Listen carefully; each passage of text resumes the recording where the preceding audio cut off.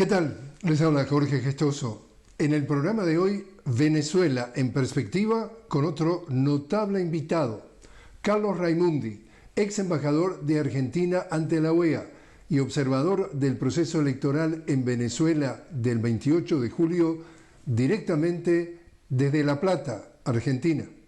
Carlos Raimundi, una cálida bienvenida al programa.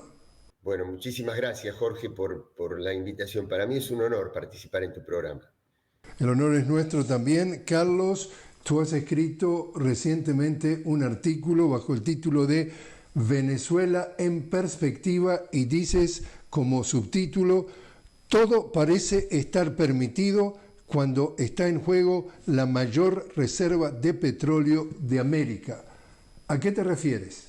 Bueno, yo creo que se maltrata, se destrata, se lo toma muy equivocada, muy superficialmente el tema de Venezuela, porque se lo reduce a una cuestión puramente electoral, coyuntural, sin darnos cuenta de la trascendencia geopolítica que tiene tanto Venezuela como portador de las reservas de petróleo y de gas más importantes de todo el planeta, pero además de tierras raras, de oro, de coltan, de un montón de otros recursos estratégicos, y que es un país que ha decidido, desde el momento en que asumió Hugo Chávez, en el año 99, a diferencia de lo que venía sucediendo con el acuerdo anterior entre las dos grandes coaliciones políticas de Venezuela.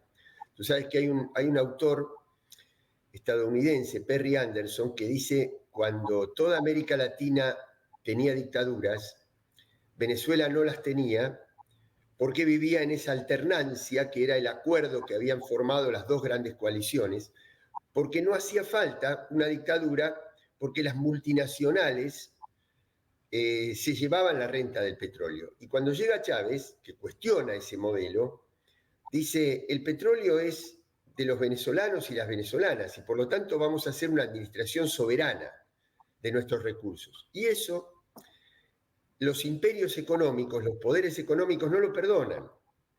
Entonces comienzan a conspirar contra el gobierno popular, demonizarlo, estigmatizarlo y convertirlo frente a la prensa internacional en un demonio con falsas acusaciones. ¿Para qué?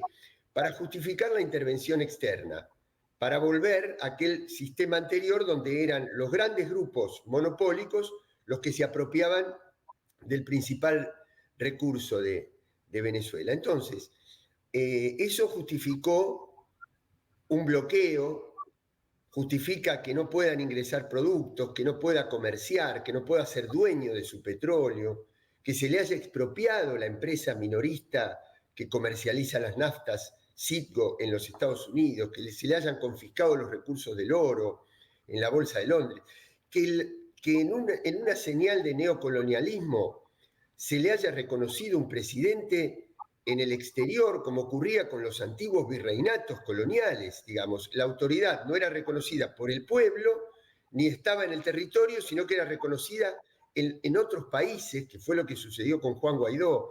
Bueno, entonces, como conclusión, Jorge, resulta que ahora las personas que en Venezuela apoyaron la intervención militar de los Estados Unidos, apoyaron las sanciones económicas que no son contra los dirigentes, son contra el pueblo, porque le impiden al pueblo recibir lo que necesita para poder vivir.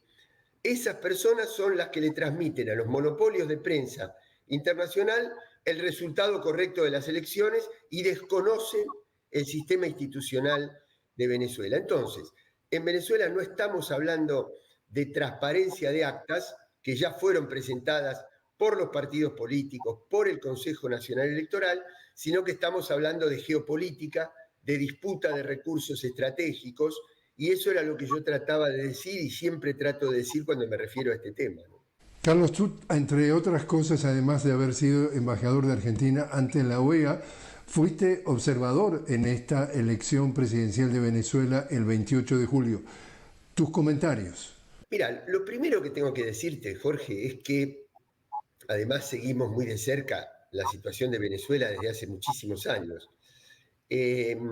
A mí me tocó estar en Caracas y también en el estado de Miranda. Tratamos de ver no únicamente lo que nos mostraban nuestros anfitriones, sino tratar de revisar los rincones, ¿no? Para ver todo, tratar de ver todo, de salir a la calle, de ir a los comercios, de estar en las plazas, de estar en barrios muy pobres y también en barrios residenciales, en centros comerciales, en edificios públicos.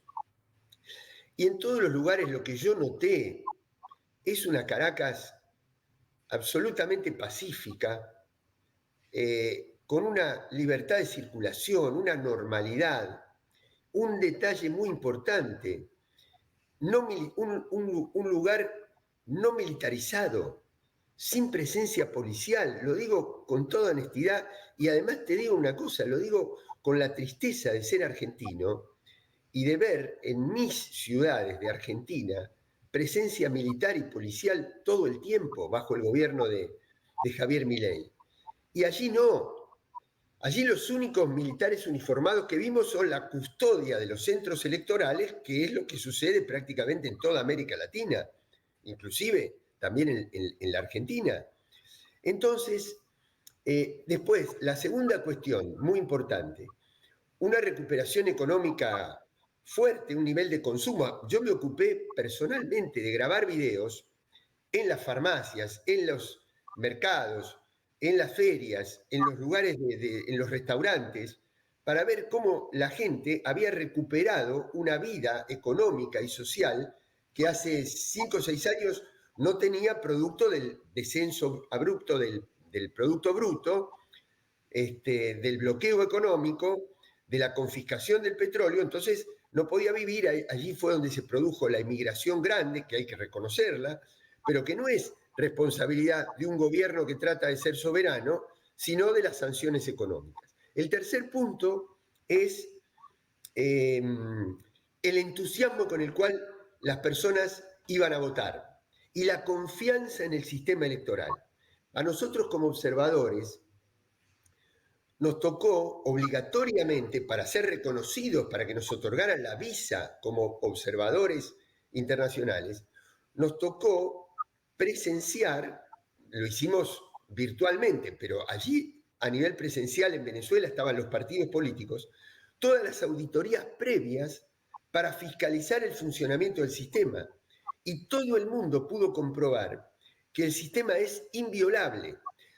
Lo que se puede hacer, que es lo que sucedió finalmente en Venezuela, es que, empezando por X, por la red X de Elon Musk, que hizo campaña por la oposición, puede hackear el sistema, puede interrumpir la transmisión de datos, pero no puede alterar los datos una vez que están incorporados al sistema electoral. Una vez resuelto trabajosamente ese bloqueo que hubo de los datos fueron entregados al Tribunal de Justicia y finalmente se reconoció que el resultado que había dado el Tribunal de Justicia era el resultado correcto, y nosotros, en respeto de un país soberano, no tenemos por qué dudar del funcionamiento de las instituciones de ningún país. No nos metemos en ningún lugar. No nos metimos cuando Trump denunció fraude, no nos metimos cuando Bolsonaro denunció fraude, y no nos metemos tampoco en las denuncias internas de Venezuela, sino que respetamos el pronunciamiento de las instituciones soberanas de Venezuela. Entonces, ¿cómo analizas tú que en los últimos días, una vez que se dictaminó a través de la Corte Suprema Electoral que el ganador de la elección presidencial ha sido el presidente Nicolás Maduro, que sale pocas horas después el presidente de Chile, estamos hablando de Gabriel Boric, y entonces empieza a tirar, ¿sabes lo qué? Con ventilador, ensuciar todo lo más que pueda a el gobierno del presidente Maduro y el proceso electoral. ¿Cómo interpretas esa reacción? Mira, a mí me tocó en la OEA convivir con la política exterior del nuevo gobierno de Chile, de Boric. Y lamentablemente vi un gobierno que había surgido de una ebullición popular y juvenil muy grande, la edad de Boric lo atestigua, y cómo se fue como desvaneciendo ese impulso inicial. No hubo una política clara para conseguir una constitución realmente renovada en Chile, que saliera del esquema de la constitución de Pinochet.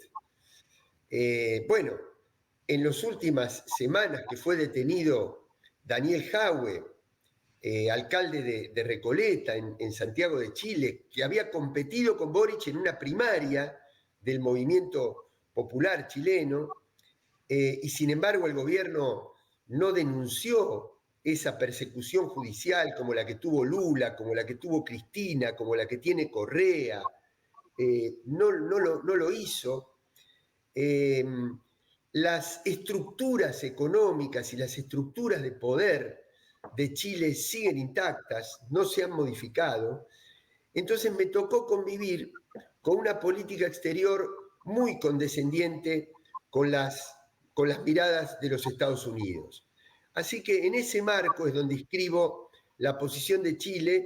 Lamento muchísimo porque, a diferencia de Paraguay, cuyo presidente también se pronunció, Sebastián Peña, diciendo no reconocemos lo que dice el Tribunal de Justicia de Venezuela, pero ahí ya tú tienes un gobierno que originalmente es un gobierno de derecha, pero en Chile surge como un gobierno que enfrentó a la derecha y que después termina asumiendo estas posiciones de derecha. Así que la verdad me entristece mucho porque todas estas cosas posponen la necesaria integración del continente, o por lo menos de los gobiernos populares del continente. Así que la verdad me da mucha pena y mucho enojo, digamos, este tipo de declaraciones de Boric, pero te digo con honestidad, no me sorprenden demasiado.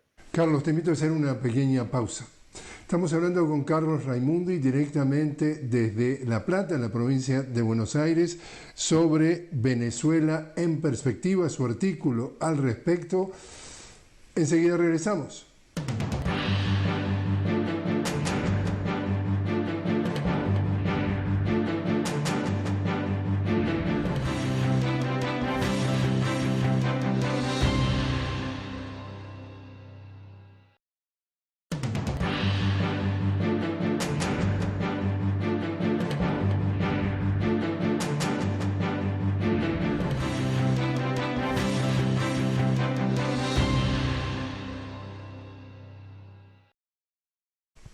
Continuamos hablando con Carlos Raimundi directamente desde La Plata, en la provincia de Buenos Aires, sobre Venezuela en perspectiva. Carlos, ex embajador de Argentina ante la OEA y observador en el proceso electoral de Venezuela del 28 de julio. Estábamos hablando de tu artículo, que entre otras cosas, como subtítulo tú dices, todo parece estar permitido cuando está en juego la mayor reserva de petróleo de América y del mundo.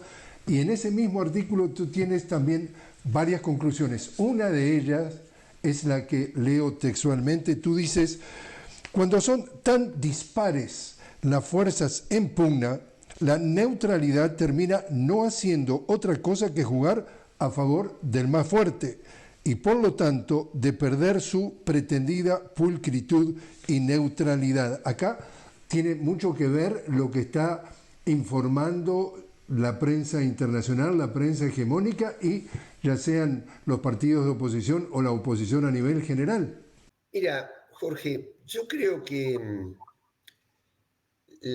hay una gran parte del concepto de prensa, del concepto de periodismo, del concepto de medios de comunicación que ha muerto.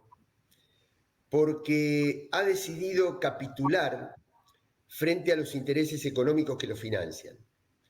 Entonces ya no son transmisores, ya no tienen el papel de mostrarle a los pueblos, a las sociedades, lo que sucede, sino de construir una realidad paralela que se adapte a los intereses económicos que ellos representan, económicos y financieros. Entonces, como había que justificar hace 20 años, por eso me resulta penoso que no terminemos de aprender, ¿no? Que no terminemos de entender. Hace 20 años justificaron la invasión a Irak, destruyeron ese país, asesinaron a sus líderes políticos, mataron a más de 100.000 personas bajo el argumento de que había armas de guerra bacteriológica y que había sido uno de los mentores de los atentados a las Torres Gemelas. Años después se desclasifican los cables y se descubre que eso había sido una mentira. De la misma manera se justificó todo el movimiento popular en el norte de África, que entre otros destruyó a Libia, quitó del poder a Mohamed Gaddafi y se apropió del petróleo de Libia, bajo la excusa de que había que democratizar al país. Hace 9 años en Argentina, esa misma prensa, o pretendida prensa internacional, que está muy concentrada, que tiene el mismo mensaje en todo el mundo occidental, y que ahora penetra también a través de las redes, a donde Nicolás Maduro está también tratando de dar una batalla, junto con otros países también. Aquí en Argentina dijeron que Cristina Fernández de Kirchner había sido la responsable de la muerte del fiscal Nisman, que estaba investigando el atentado de la AMIA, que hacía 10 años que no investigaba nada y que estaba saliendo con señoritas, etcétera, y que después termina suicidándose porque no pudo sostener la situación. ¿Sabes por qué te digo esto? Porque hace 4 o 5 días el ministro de Justicia de la Argentina, de Javier Milei, un libertario, opositor al gobierno de Maduro, etcétera, reconoció que el fiscal Nisman se había suicidado. Pero ¿qué pasa? 10 años después. Pero durante ese momento se hicieron marchas, la prensa las cubría y todo diciendo Cristina Kirchner mató al fiscal Nisman. Entonces, esta misma prensa es la que ahora nos dice que la que tiene la verdad de lo que pasó en Venezuela es Corina Machado, que es una persona que no está proscripta, porque hay una diferencia muy importante, pero una diferencia sustantiva entre proscribir a un candidato por lo que piensa, porque piensa distinto, cosa que sería una medida totalmente antidemocrática, y una cosa muy distinta es inhabilitar a una persona a ejercer sus derechos políticos porque se la encuentra legalmente responsable de haber impulsado más de 900 sanciones económicas contra el país y de haber tratado de promover una intervención militar de los Estados Unidos. Ese es el motivo por el cual esta persona no pudo participar de las elecciones. De la misma manera que si la justicia lo encontrara a Trump responsable de los más de 90 cargos que tiene, o si lo encontrara a Mauricio Macri, o cuando la justicia de Brasil inhabilitó a Lula. Entonces, es totalmente distinto porque es el ejercicio de la ley interna de un país soberano. Entonces, ¿cómo puede ser que no aprendamos las mentiras que nos dice la prensa internacional? Entonces después hay quienes, envueltos en una especie de pátina, de barniz republicano o democrático, nos dicen, no, respetemos la verdad, ¿no? Y en una supuesta neutralidad, cuando esa verdad está absolutamente deformada por estos intereses de la prensa. Yo siempre digo que es como si yo pasara por un lugar, veo que hay 10 personas pegándole a una indefensa, a un anciano indefenso, y me mantengo neutral. entonces no me mantengo neutral, no es verdad. Al no intervenir, estoy dejando que todo se imponga a partir de la ley del más fuerte.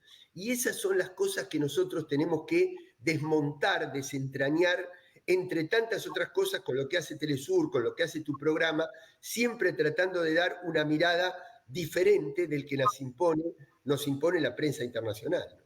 Por supuesto, tú conoces a mi compatriota Eduardo Galeano y tiene una frase, Galeano, que puede ser muy representativa respecto a este tema de la prensa y el que dice la escuela del mundo al revés. Él dice que estos medios hegemónicos e internacionales que funcionan fundamentalmente para el norte y tiene sus corresponsales en el norte, él dice 2/3 de la población mundial viven en el sur, pero 2/3 de los recursos de esas grandes agencias están en el norte.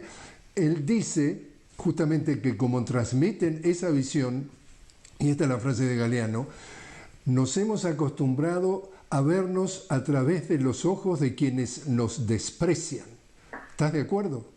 Absolutamente. Mira, yo en este momento, bueno, toda mi vida, acompaño la militancia política con la docencia y siempre lo que tratamos es de justamente hacernos una construcción de la realidad desde nuestra perspectiva y no desde pero esto lo arrastramos, Jorge, desde la narrativa de los primeros viajes de los europeos con Cristóbal Colón, porque tú fíjate que América existía y era muy poderosa en el imperio azteca y en el imperio incaico muy antes de la llegada de los europeos. Y sin embargo, para Occidente, América comienza a existir con la llegada de los europeos en una narrativa que dice que hay un expedicionario que iba en una carabela de Colón que dice que avista tierra.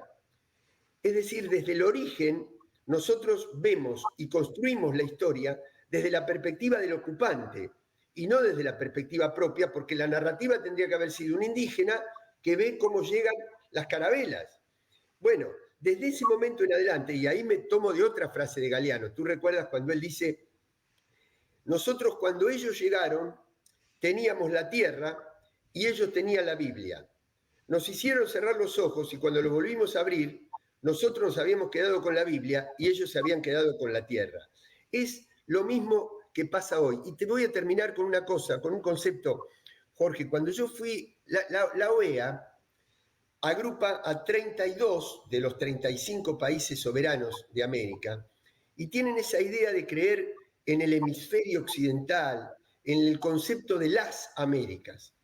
Pero cuando tú tienes de esos 32 países, 2 que son del G7, que son Canadá y Estados Unidos, y pertenecen a la OTAN, ahí ya tienes una fractura, porque el norte no mira la agenda global ni mira nuestros problemas desde la misma perspectiva que nosotros. Ellos necesitan que nosotros tengamos menos soberanía.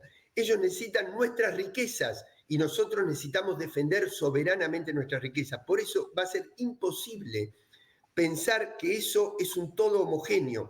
Ahí hay 2 países que miran desde el norte y el resto que tenemos los intereses del sur, por eso nos tenemos que unir y nos tenemos que integrar.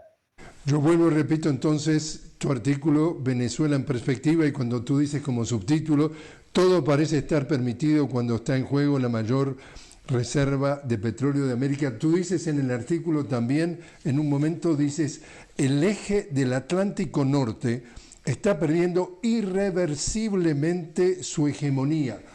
Esto que estamos viendo como capítulo del 28 de julio de la elección presidencial en Venezuela, ¿cómo calza en ese tema?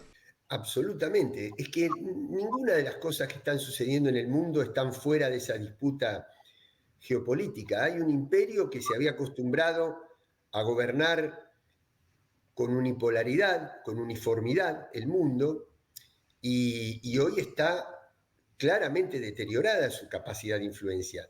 Si tú mides la cantidad de profesionales que se reciben en ciencias duras y en investigación, la producción de nuevas tecnologías, el registro de propiedad intelectual y derechos sí, de publicaciones de propiedad intelectual y de patentes, fabricación de trenes de alta velocidad, acuerdos de inversión en infraestructura. El eje asiático está desplazando, lo mismo la comercialización en dólares. Tú fíjate que Arabia Saudita, que era el principal aliado, es el principal aliado del mundo árabe de los Estados Unidos en Medio Oriente, no ha renovado su contrato de exclusividad con Estados Unidos y hoy comercia con Occidente el petróleo en dólares, pero con Asia en monedas locales. Quiere decir que, además, Estados Unidos está perdiendo su capacidad de estabilizar el mundo que la ha tenido en otros momentos. No lo puede hacer en Palestina, no lo puede hacer en Asia Central, no lo puede hacer en África. Está llevando a una situación insostenible a Europa. Entonces, todo eso hace que refuercen su necesidad de dominar América. Por eso esta inquina, este interés estratégico de poder conseguir un gobierno adicto en Venezuela, falsear los datos electorales, promover que la ganadora fue Corina Machado, bueno, su candidato Edmundo González, e impedir que el sistema electoral en Venezuela funcione libremente. Además, mira, yo me fui unos días después de las elecciones de Caracas, pero compañeros nuestros y compañeras se han quedado en Caracas y dicen que Caracas está en una situación de paz y de normalidad como el resto de Venezuela, que el ruido lo hace el imperio en el exterior como parte de esta guerra híbrida donde se disputa esa hegemonía mundial, pero que la realidad en Venezuela es de un país que quiere reconstituirse en paz, en armonía, en diálogo y con una recuperación económica muy clara respecto de la crisis económica que había sufrido hace 7 u 8 años. Carlos, entonces por último, y te pido lo más brevemente una respuesta. Invitado entonces el presidente reelecto Nicolás Maduro a participar en la reunión del BRICS en Rusia en octubre. ¿Qué te dice tu instinto? ¿Que el BRICS va entonces a integrar a Venezuela y qué puede representar para el futuro de Venezuela si llega entonces a formar parte del BRICS? Mira, nosotros somos prisioneros del Banco Mundial, del Fondo Monetario Internacional, del CIADI, de la OMC, y tenemos que poner a América en otro sistema. Y BRICS es eso, es ese otro sistema que está creciendo en el mundo de una manera más equilibrada, no imperialista. Así que imagínate que Argentina había sido invitada a integrar el BRICS a partir del 1 de enero de este año y Milei lo impidió, nuestro presidente lo impidió. Así que yo veo como una esperanza los BRICS del mundo emergente que respeta la multipolaridad del mundo y me parece muy importante, muy positivo y estratégico que Venezuela se integre, como no pierdo las esperanzas que una vez terminada la experiencia nefasta, la pesadilla que representa Javier Milei en la Argentina también pueda recuperar esa invitación y también integrarse al mundo de los BRICS. Carlos Raimundi, muchísimas gracias por haber estado con nosotros. No, al contrario, yo soy el agradecido, Jorge. Un abrazo muy grande.